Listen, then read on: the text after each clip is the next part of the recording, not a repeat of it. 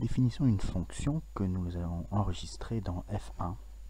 Donc pour cela, on appuie sur la touche CAS, qui est l'écran de calcul formel, et on y définit directement la fonction en rentrant son expression algébrique avec deux points égales, suivi de l'expression et x minuscule. On peut ainsi directement calculer des images depuis cet écran de calcul, en tapant par exemple ici F1 de 1. Cette touche-là permet de calculer dérivées primitives et tout ce qui se rapporte au calcul formel, donc avec un affichage naturel. Vous voyez par exemple la dérivée ici, on dérive en fonction de x. On trouve également le symbole intégral pour calculer intégrale et primitive.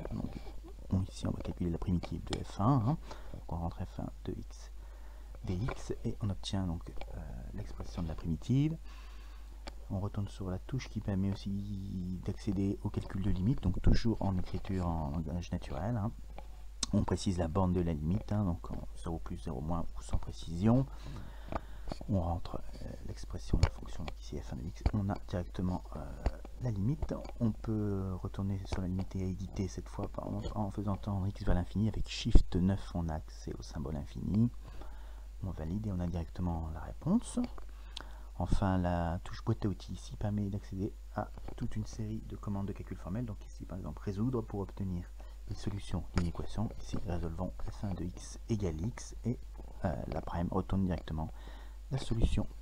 Voilà un petit tour de quelques commandes du calcul formel de la prime.